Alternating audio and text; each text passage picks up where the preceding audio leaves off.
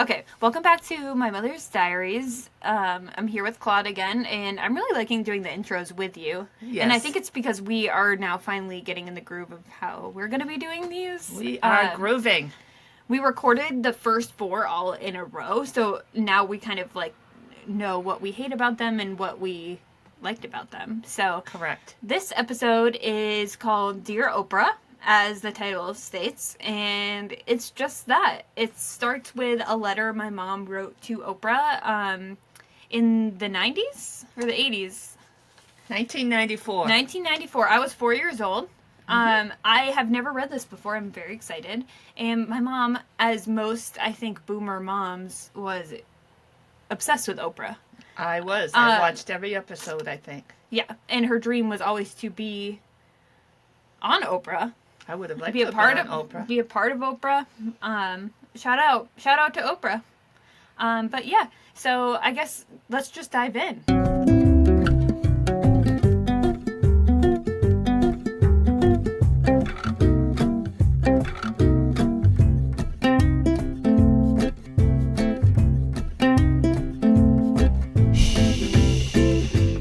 We're reading my mother's diary. Dear Oprah, last winter, my children and I ventured to the local ice skating rink for the first time. Before I knew it, Ryan and Hillary were gliding across the ice, while I was still wrestling with my skates. Finally, I slowly, very slowly, stood up and shuffled my way to the ice, ankles wobbling, heart pounding, previous sports memories nearly paralyzing me. The 6th grade classmates who always chose me last for softball, the junior high gym teacher who affectionately called me Clod, the swimming teacher who tried to no avail teach me to dive, the college instructor who responded everything when I asked her during my last tennis class what exactly I was doing wrong, the date who told me I couldn't dance, and the student who volunteered to teach me how to roller skate with this encouraging line, "Come on, Miss B, I'll help you. You can teach an old dog new tricks." That is amazing. Savage. Yeah. When I finally made it to the ice, I hesitated a moment, then made a gallant effort to glide forward. "Come on, Mom, you can do it," my 7-year-old yelled just as I clung to the ground. I twisted off my skates, stumbled stiff-limbed back to the bench, and pondered the remote possibility that I would ever be able to do anything requiring some degree of athletic prowess. "I propose you do a show where you give ordinary, non-athletic people like me athletic makeovers, during which they work intensely on getting in touch with their bodies in terms of building and strengthening their athletic abilities. Perhaps the show could feature before and after profiles of people who lack coordination and athletic self-confidence and who, through special training, eventually achieve success in some athletic front, however modest. Furthermore, this show could touch on such issues as the impact the lack of athletic ability, coordination, and self-confidence has had on the quality of their lives and the lives of their children in terms of physical health and overall well-being. I suspect such a show would appeal to millions of closet klutzes. Those of us who fear venturing into any situation which requires physical participation and whose lives are therefore hindered in some respect. Yesterday, I asked my father and brother, athletes both, if they had any idea how difficult it is to be so non-athletic. "No," my brother chuckled. "You make it look so easy. Please let me have the last laugh. Please give me an athletic makeover. Sincerely yours, Lynn Bonzi." Okay, first of all, this is my first thought. Okay. Well, first of all, iconic. Second of all, I feel like you pioneered these reality shows in which this basically happens. I never saw a reality show where they gave people athletic makeovers. No, but they do like the weight They loss. stole my idea? Yeah, they took it from Oprah. No, she was already doing weight loss ones. But this is so good, and I want to see this show. And I want you on it so bad. And the way you said this, how it affects your children, makes me die. Because, if anything, you being non-athletic has brought me great joy. Because? Because you're a klutz. You've given me stories galore. And the one thing she is decently good at, and we haven't played in a while, is ping pong. I can play ping pong. Yeah, ping pong is like where you thrive. Oh, I thought you were going to explain to them what ping pong was. Ping pong's where you have a small paddle and you hit a tiny little ball back and forth. Sorry, that's how my brain works. Wow. So what prompted you to write this? Just your overall general feeling of being uncoordinated and a general klutz. What did you say? A closeted klutzes, which I love. I want that to be the name of the show. What if you host the show? Yeah, now I'd have to host it because I'm almost in my 8th decade. So I think what motivated me to write it. Moted you? Did I say moted? I think what moted me to write it. Come here, Webbit. I think what motivated me to write it was that she was doing she would do these makeover shows, and I'm not sure when the advent was of like home makeovers and stuff, if they went back to the early 90s, but they probably did. Have we talked about how we went to an extreme home makeover? We can talk about that as part of this episode. Write it down. I'm writing this down so we remember. Okay, carry on. So, and I mean, I really don't know anybody as uncoordinated as I am. I've never met anybody as uncoordinated as I am. Yeah. And until you had me. Yeah, you're pretty good following in my footsteps. Yeah. Or tripping over your shoes. Yeah. But I've just had so many things. And as I said in the letter, I couldn't pass it swimming, I couldn't pass advanced beginners because I couldn't dive, I couldn't play tennis. And I had lessons with all of this stuff. I couldn't ski. My sister was reminding me that I took skiing lessons and downhill and winter skiing, yeah. Winter skiing, right. But you also couldn't water ski. No, but you could in a way. I could in a way. This was in my 30s. It's been coined as butt skiing. So in my 30s. You want to get up and do a demonstration? No. You want me to? No. I will. I have to. Oh, my dog's behind me. See how much she listens to me?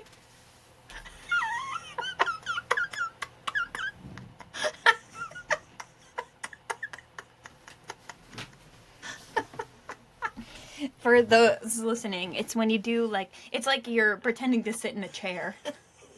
It's pretty much how it works. All right. Let's stay focused here. Okay. So, yeah. This is you when you want me to stay focused. Focus. So, I was very proud of myself that when I was 15 or 16... Did you just go, focus, in a demon voice? Yes. How am I supposed to focus after that? That was my demon teacher voice. Focus. Okay. So I'm so sorry. I just need to learn to be quiet. And I won't. Okay. So, when I was 15 or 16... We got a cottage, our camp. We call it a camp. It's a camp. And there were a bunch of new boys and girls that could all water ski.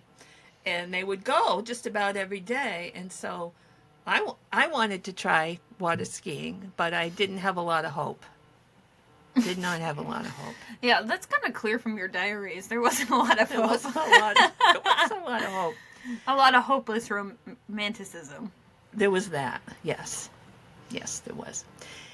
So, there was a whole crew of people, say 12 people or whatever. Maybe that's an exaggeration. But, and I fell a couple of times, but eventually, that first time I tried, I got up, and my sister did not get up. And she didn't end up skiing very much. She's going to have a comment on this. She probably will. Yeah, I'm looking forward to hearing her weigh in. But it's very rare that I would beat somebody in an athletic pursuit. So anyway, I got up, and I loved it.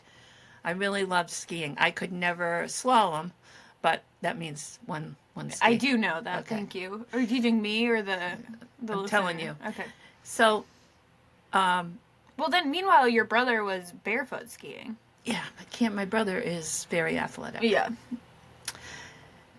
So, I would through the years go water skiing, not a lot, but enough. And then in my 30s, all of a sudden one day I go water skiing and I could not stand up. I mean, I could get up and I was moving. So you had been skiing really since you were in your 16. 15, 16. Yeah.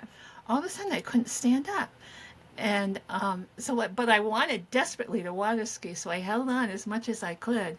When I was scooched way down per your description. Yeah. And my friends started calling me the queen of butt skiing. So, anyway, that's how I skied. But I don't really think I tried skiing much after that Well, it's because funny it was just too when much. I was little, I remember, I think I watched you ski once or twice because I have a vivid memory of your butt skiing in my head. Like, I can picture it all. You're like, zzz, zzz. holding on tight, embarrassing the heck out of myself. Oh, God. But doing it, and I never really got into skiing. I did it a couple were you able times, to but do it? I got up once or twice, but I never did it again. Yeah, but you went tubing and rafting and stuff. Yeah, but tubing's not really a skill. Well, I think it is. You know what the skill is? Getting thrown off the tube and getting your pants pulled down by the waves. Oh, yeah. Did that ever that's a happen to skill. you? No. The amount of times when Uncle Cam or Uncle Steve would be driving and they would whip Courtney and I around when we were like 100 pounds each, and we would fly off the tube and skid across the water and our pants would fall off. And they'd have to go pick up our pants. I keep saying pants as if we're wearing pants. Jeans. Yeah. Our bathing suit bottoms. Right. You think we would have gotten the hint that we really needed to wear a one piece if we're going to be doing anything water sports related? But no. Yeah, well, butt skiing, iconic. And now I'm kind of worried that if I were to try again, now that I'm in my 30s, that I would only be able to butt ski. Well, we're going to have to get some evidence here. Yeah, I You're think gonna we have to do. do it. I think we need to call Uncle Steve and see if we can try to do a little butt skiing, or at least recreate. If I do, I mean, I might do great. I might get right up and I just look like a natural. Said no one ever about me. But we need to do a recreation of you and your butt ski. A what? Wait a minute. Recreation? Yeah. What did I say? Recreatment. Sorry, I just blew air on you. I hate that I do that. This podcast is Blowing podcast- air? Or... When I laugh, I go like a horse. Anywho, so are we going back to Oprah?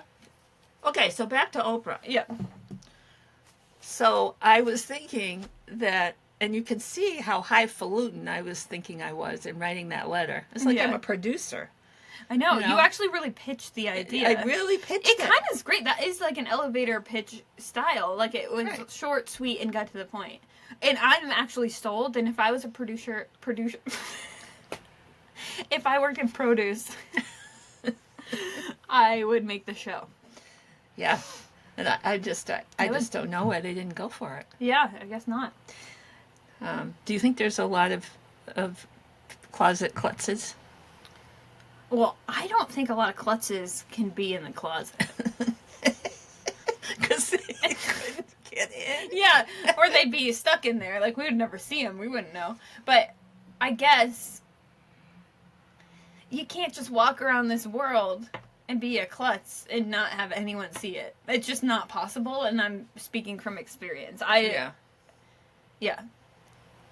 It's just, it really does impact your life. And the guy that asked me to dance,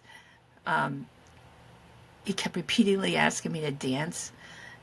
at this bar one night, and I'm like, I can't dance. And he goes, "Oh, you're just saying that." And we get up and start dancing, and he stops and steps back, and he goes, "You're right. You can't dance."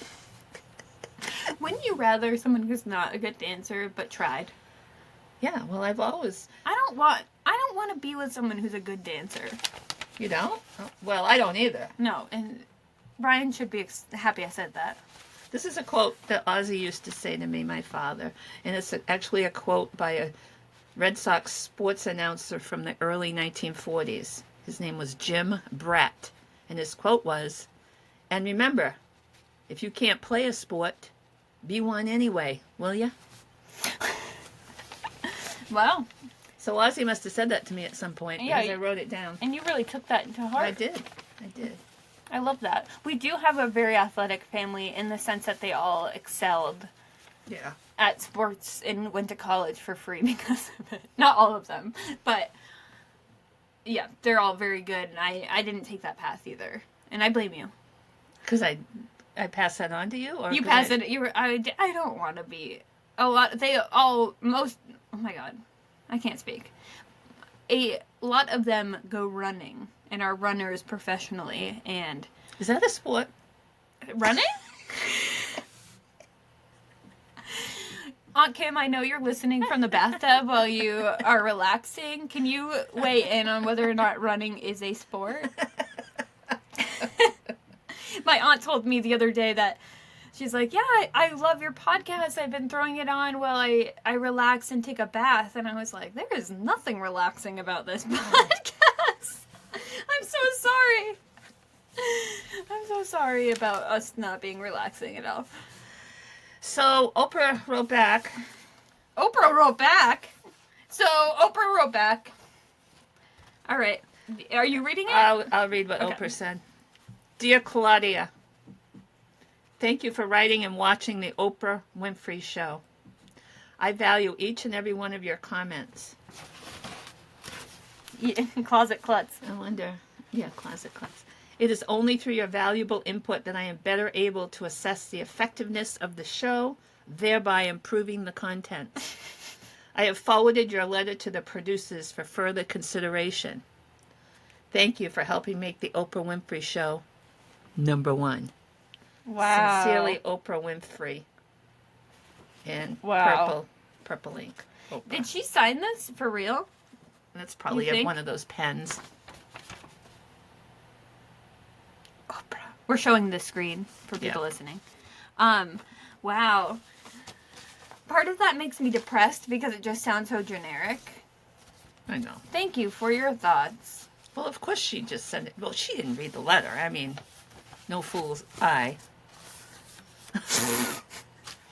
But You big I got a fool. response. Sorry. It looks like you colored on the paper at one point. I said, no, Oprah. That's great. I kind of love the P.O. Can I show the address? The lettering on that is so cool. It says, The Oprah Winfrey Show, P.O. Box 909715, Chicago, Illinois. Yeah.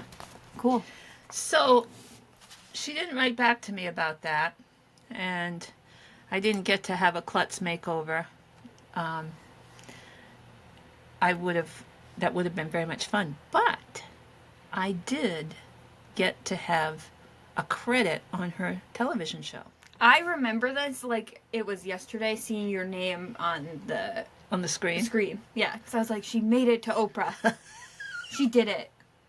A friend of mine was on Oprah, and they needed some clips of him, and I happened to have taken some clips of him a while ago, and they used a brief clip of him. I think it was teaching in the classroom, and so they gave me credit. Yeah, So- that was pretty cool. But the funniest thing about that whole thing was the same friend was in People magazine, and the photographers came to our school to take his picture, and I was teaching at the time, and it was during study hall time, and so I had kids in study hall, and so I'm looking straight forward at my kids in study hall, and the photographers were out in the hallway. There were two of them from People magazine. And I kept looking and looking out there, and I just kind of casually said to my students, "Oh, I always wanted to be in People magazine." And a few minutes later, one of my boys says, "Hey, Miss Bonzi, just go tell him you're Mr. L's mother. I'm sure they'll believe it."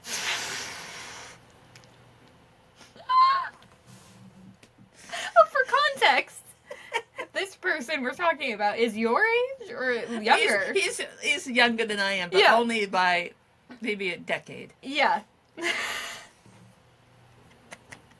I'm sure they'll believe it. I'm sure they'll believe it. God, they are brutal. This is exactly why I couldn't go into teaching. I know. I can't handle that. Yeah, That's and he said so it. That funny. student had a real man accent. You know, he just kind of drawled it out, and Wow. and so there was another teacher there that also had always wanted to be in People magazine. So we're like looking out around the corner. You get really dressed up And that day? I don't. Well, I can. You're I like, can tell you. Maybe they'll notice. Maybe they'll notice me. I can't really show this picture at this point because I don't have permission from the friend, but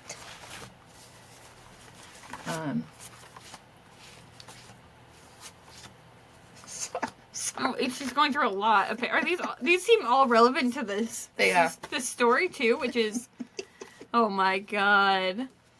oh, what did I do in the picture? Is that the moment you hit me in the face? No, Oh. that's another time. I don't know what I did with the picture. Anyway, Well, you can't show it anyways. no. I don't know that I was particularly dressed up or whatever, but after school, she and I went out in the hallway and we were talking to these two. And of course, they weren't really photographers from People magazine. They were freelancers, and People magazine had hired them to Yeah, go do yeah, this. yeah. You know. And we said, we always wanted a People magazine photographer to take our picture. Will you do it? And we gave them my camera. Oh my god. That's actually amazing. So you can say a People magazine photographer took your picture. I love that. Oh, it sounds so foolish, but we just like to have fun times and laughing and joking. I mean, it's not like I ever had my heart set on. We just like to have fun times and laughing and joking. We love it. But it sounds so ridiculous. Yeah, but I feel like that's something I would do, so it's hard for me to say that sounds ridiculous. That's a once-in-a-lifetime opportunity, in my opinion. Yeah, we took it, and Yeah. they took our picture. Wow. I love that. So Do you now have a new goal? do you have a new goal to be in O magazine? I think, you know. Maybe this They don't- podcast will be on Oprah's favorites list. Oh, maybe Yeah. that would be Yeah. that would be a good seems, goal. That seems reasonable. I mean, it is all about relationships. Yeah. The magazine? No. Or us? I feel like You my get comments are going right by you. They've, Yeah, I'm they've not- stopped doing a print edition. Yeah. They're only online. My thoughts? Yeah. My comments. Oh, God. Okay. Well, that reminded me of when I was working for a shop in Portland, and I had my two friends that were my bosses technically, but we weren't that close yet as friends. And I got a message. My office was down in the basement, and there was a little shop upstairs, and I get a message on my computer. It was like, "Hillary, we need to see you upstairs." And so I went up, and they're both up there, and they're like, "You need to get in this picture with this photographer for the paper." And I was like, "What? I don't want to be in a photo for the paper." I'm like, "What the hell?" I would have been right there. Yeah. And then suddenly I was like, I don't know. Why am I up here? And it's the three of us. And then I get a text from my mom like a week later from the paper. And it was like, "Is this you?" "Why are you in the paper?" And it was like a huge picture. No, I do not want to be suddenly in the paper. Suddenly in the paper. You don't mind being in the paper, or you just don't want to be suddenly in the paper. Yeah, I need some warning. Yeah. I need some warning. I need to think about my outfit that day. I wonder, you probably have that paper somewhere. I might. Remember, I came across it recently and sent you a message saying, "Did you know this was in the paper?" What was on the back of it, though? It was like, online. I found it online, I think. oh, you sent me something recently that was like relevant to me from the paper, but on the back was like a murder case. And I was like, when I first opened it out of the envelope, I was like, why the hell did she mail this to me? This is so scary. And I flipped it What's around. even scarier? I don't remember doing it. I flipped it around. I was like, oh, thank God. I don't even remember what it was. She mails me stuff all the time. So, and it's usually like no note or the tiniest note that gets lost inside the envelope. And it's a newspaper clipping. Just that. It's like a rant. It seems like something a murderer would do, like a serial killer. Sometimes I just want to get rid of little clippings, but I can't throw them away, so I send them to you. Yeah. Thank you. I love that. Yeah, I know you do. So back on our TV show train, Extreme Home Makeover. You brought that up earlier, and we went to a taping of Extreme Home Makeover, which was okay. This was during like Prime. If you know, you know. Like, Extreme Home Makeover during a certain time period was just... It was big. Huge and so fun. I love any sort of home makeover, people makeover, klutz makeover, athletic makeover, is that what we call it? But we got to yell, move that bus, which was... Several times, we had to yell at it a few times. They recorded and I remember a few just being times. like, wow, Ty Pennington looked... Paddington Bear. No, Pennington. Paddington Bear looked very sad. He did. He looked like worn out that day. Yeah. And I was like, man... You took pictures. It's true what they say about Hollywood stars. Remember you took pictures? Do you have them? I really don't know. Probably somewhere, but I don't know. Yeah, it was really fun. But we had to hang out there all for a long time. Yeah, we had to yell, move that bus! A lot, over and over again. And the bus... Didn't the bus pull up? Do I dream this? And then backed up and pulled up again? Yeah. And then we had to do it again. Move that bus! Yeah, it was great. That was actually like a bucket list item I didn't even know I had on my bucket list. Yep. When the opportunity struck, we said, sign us up. Oh, sorry. And just slapped your boot. That was in Millbridge, Maine. Where is Millbridge? Down east. Okay. Past Surrey, past Ellsworth. I'm curious because I've read in recent years about how those houses were actually like not well made, and like then taxes do eventually have to be paid by the homeowners, and it's not actually like a sustainable way to help. Yeah, I don't know how that house is faring. Yeah, curious. We should go. We should take a ride. We should take a ride and see. Do you remember where it is? I don't remember. We can. I do kind of remember where it was. Cool. We should do that. Yeah. So I did write something down to talk about that reminded me of this theme of just Oprah and just, oh my God, I just came up with another thing I need to talk about. Okay, wait. I'm going to say the thing that I don't have written down first. Okay. So your student was on America's Next Top Model. We don't have to talk further about that, but... Yeah. That was like... I gave her a lot of beauty tips when she was in my class. You did? You think that's how she made it? Then why am I not on that show? Why did I never make it? Yes, she was. Yeah. She did get eliminated on the first episode, which was pretty sad. But recently, like, that's such a random thing, and I mean... America's Next Top Model is an amazing, iconic show. Love every bit of it. Right. Super problematic. When you rewatch them now, you're like, whoa, yikes. But I lived for the makeover episodes. Those were my absolute favorite. But if you'd worked for Oprah, you would have gone with my idea for a klutz makeover. Oh, 100%. Yeah, you would have thought that was innovative but someone and recently necessary. Was asking me where I'm originally from, and I was like, oh, I'm from Surrey, Maine. And they were like, oh, that's where that girl from America's Next Top Model is from. And I was isn't that interesting? No one has said that to me before, and it's such a specific thing, but I guess it is like one of like a few small like national nods to Surrey, which is funny. But anyways, the next thing I wanted to talk about is how when I was in college, I was in school in Boston, and I met my boyfriend at the time, and he was a film major, So he had me star in his short film for his, like, I think it was like his thesis project. Like, they all had to make a short film. And so I starred in it. It was like probably a 10-minute short film, but with one of his best friends. And I had to film a sex scene with him. What? And and Josh filmed it. But it wasn't like let me hold on. I wasn't, there was no, like, clothes weren't off. Good. Nothing was that weird, but, like, we had to do this one, it had to allude to a sex scene, so we had to do this one thing where he would, like, climb on top of me in bed and I had to lay down, but I have these neck issues that I didn't really know about then, so I remember being like, my neck is really stuck and this feels the least sexy thing possible. But we had to do it. Josh was like, okay, do it again, and I'm gonna get in, like, maybe touch her hair, and I'm like, this is the weirdest situation of my life. This is so weird.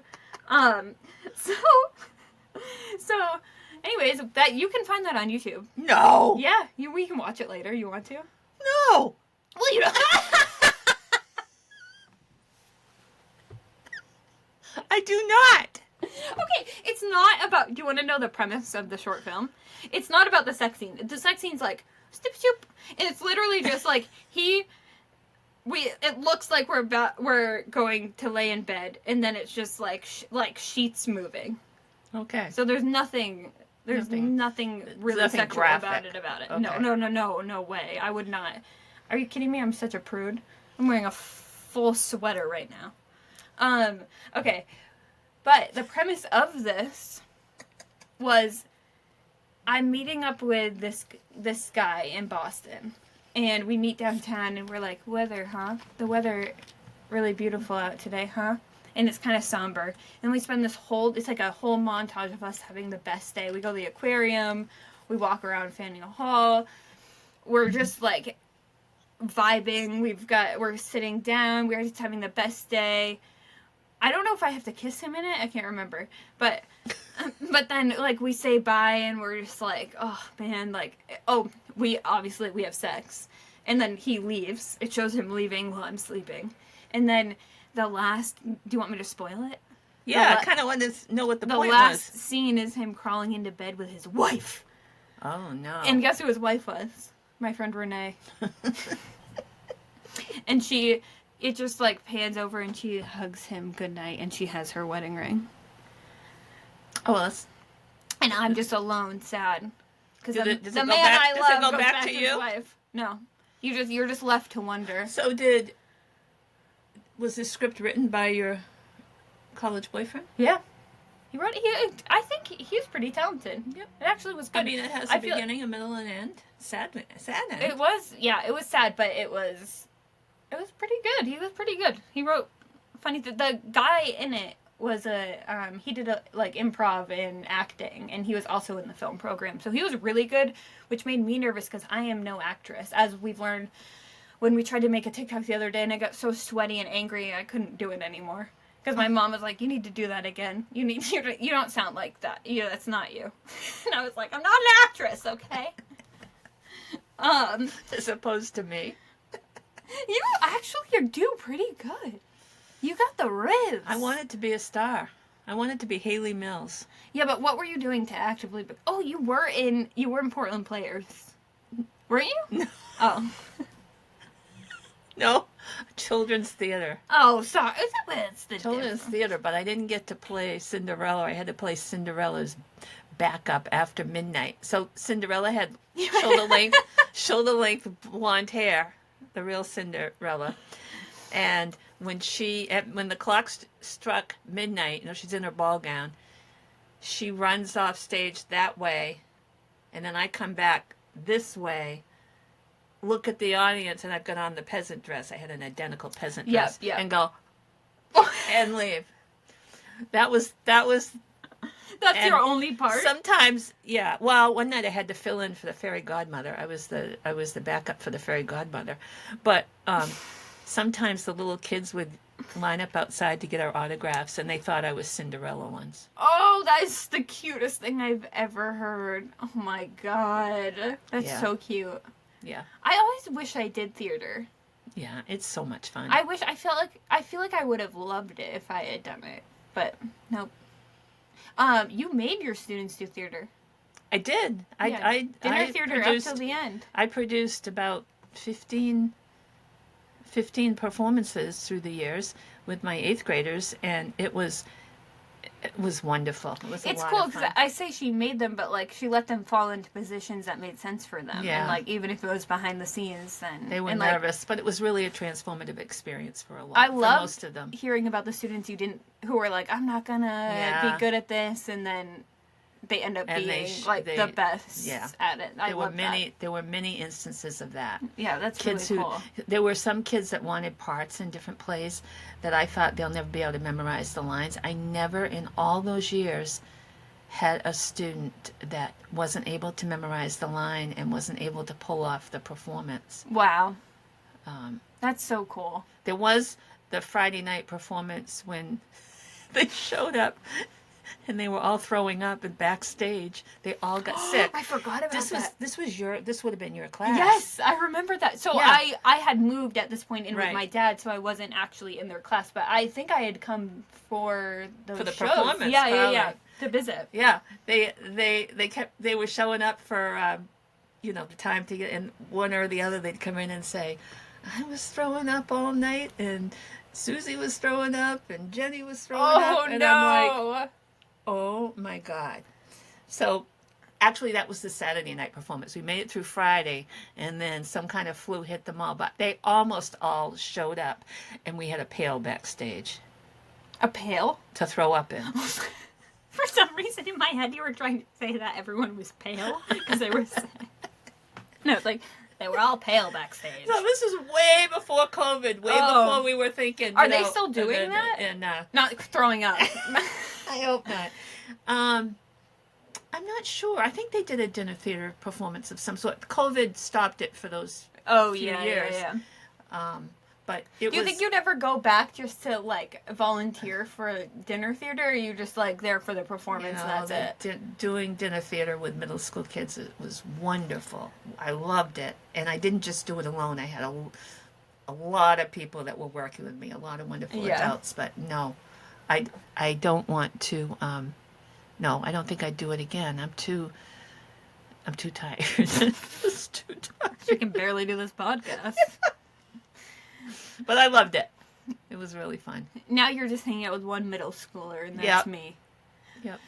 The other day I went to my friend's house to shoot photos of her family and I do Super 8 video of families and weddings and stuff, and now I've upgraded, but I use sometimes my mom's old camera.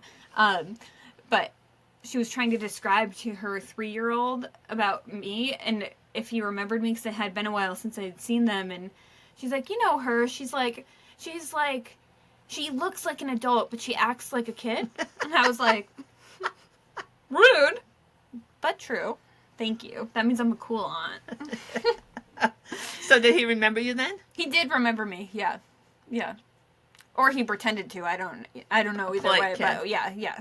We had a good time. And I did act like a kid with him. He made me go swimming though, which was Questionable. Did you have your bathing putting suit on with a you? bathing. Yeah, I did actually. Oh, yeah.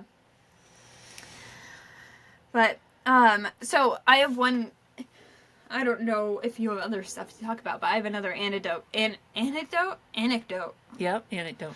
I'm really starting to get concerned about who I am as a person through doing this podcast and having to edit it. So recently my friend sent me an open casket.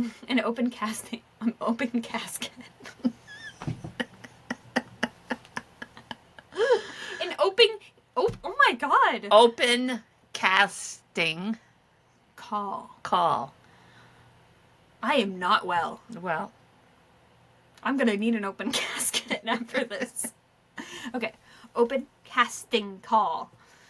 And so, I don't know what it was. I don't even know what it was for. Some sort of mystery show being filmed in Portland.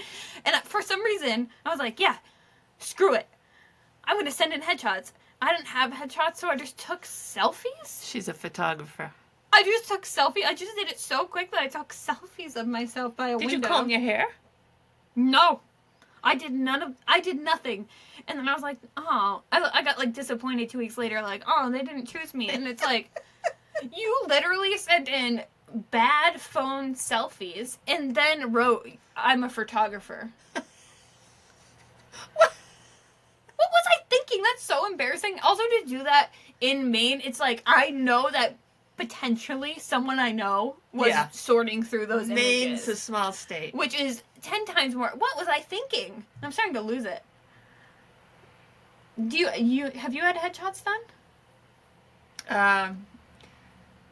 Once I did, not just with a friend. That sounds like a cry for help. Was this friend a man? And was he a little creepy?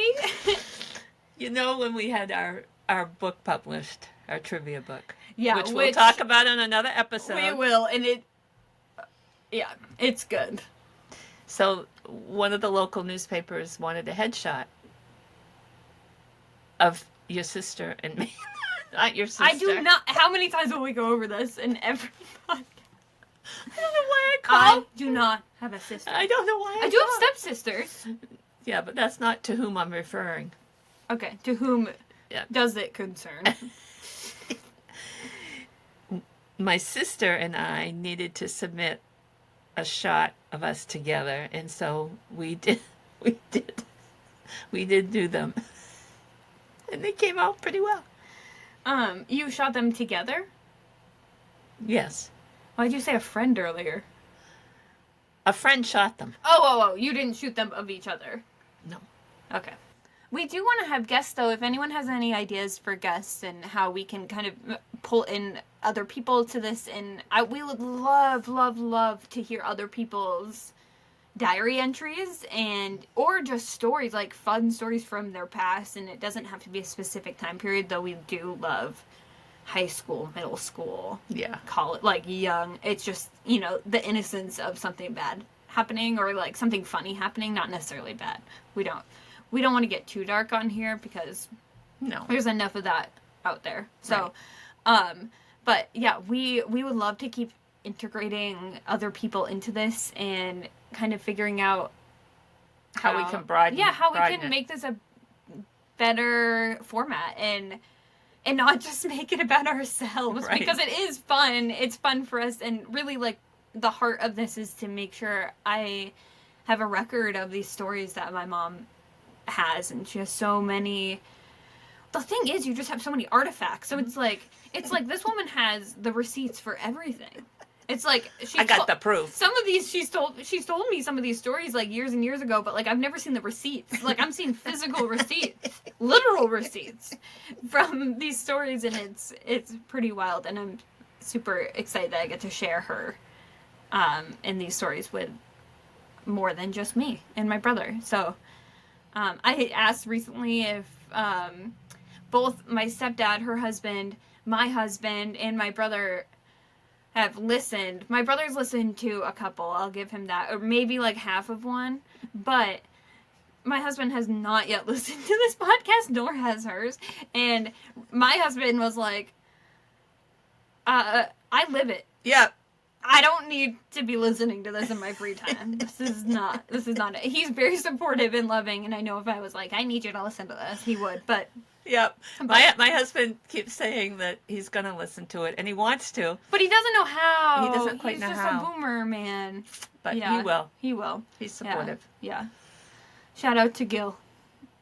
I'm going to have to post that video. My mom sent me a 3-second video selfie of her watching my stepdad play drums at, where were you? It was the Brewer Band. The Brewer Band. Town Band. Okay, I know it sounds like we're going to end this, but I do have something just ignited in me. I'm on fire with a story. But... Uh-oh. Do you know what I'm going to talk about? No. Okay, so my stepdad has been in... This is a different... Now he's in a band with a bunch of old ladies. Little old ladies. No, he's not. I thought he was. He saw him was. play. He was in a band with a bunch of. He was in. But a now Dixie he's band. not? No, he's in the Brewer band. There's an equal number of men and women in the band. Okay. Sorry, he wasn't a little old lady band. But before that, he was in what would you describe them? A rock Rock band? and roll. Yeah, rock and roll band. They would do a lot of covers and stuff. They had their own music too, right? Am I wrong about that? Some. Yeah. But so the majority of me being in high school and middle school, he was in that band. So they would get gigs at all these places. And so when I first moved back to Portland, which was like 2012, 2013, I started dating this guy. And I was like, he's so cool. He's got tattoos. And I was like, finally going to bring him to meet my mom and stepdad. So I brought him. We did like a little Bar Harbor trip. And we ended our little mini getaway at your house where we stayed. But that night, my stepdad had a rock and roll gig at a pagan prom. I don't even know how to describe what what is a pagan. Okay, listen, this is from my perspective and from my experience, in which I bring my new boyfriend that I'm just like, he's so cool. I want him to think I'm so cool. I bring him to a pagan prom. That's not the thing you do. And we show up and everyone is dressed up as, I'm sorry if this is, I don't know about pagans at all, but seemingly to me dressed up in like witch attire. And so there was a raffle going on for this pagan prom in which I was not dressed for. I'm wearing something similar to this. My boyfriend's wearing jeans and a t-shirt. And I'm like, where am I? My eyes the whole time are just wide open, mouth agape. I was just like, and to set the scene, if you're from Maine, this was happening in Bangor, Maine, or Brewer, somewhere in that area, and that's all you need to know about that. And so my mom's friends had to leave early, so they said, here, take our raffle tickets. And I was like, okay. They probably wanted to leave early. Yeah. So I'm like, all right, cool. I immediately freaking win the raffle. Tell me why I won. And, normally I would be excited about that, but when you are so out of place and, like, people are just actively like, I know you didn't buy those tickets, and you were not here for the pagan prom. Where did you even come from? Guess what I won? Do you remember? Something inappropriate. I won naked pictures of pagan people that were attending the prom. They were all in the room. And the worst part is, I only won 5 photos, and I had to pick them from a display of about 200. So I had to stand there with my boyfriend, and I'm like, that one's nice. And I'm not allowed to laugh, because if I laughed, I'm just laughing at all these nude people that are just watching me pick pictures of them. And so I picked a picture of a guy wading in the ocean. He's just wading, just standing there, nude. My favorite, though, I wish I remembered all of them, but my all-time favorite picture, I still have one of these pictures, and I know for a fact that he took one. We broke up shortly after this. But my picture I won was a woman wearing a big classic witch's hat, sitting on a kitchen counter with her legs crossed and her hands over her knees, smiling, absolutely naked, boobs out, just a naked witch. And the idea that photo is just in a box somewhere in one of my doom ADHD bins around here, and that, the idea that someone's gonna be like, I'm gonna help you clean out your house or clean up, and they're just gonna pull this naked witch photo out of this box is just too much for me to handle.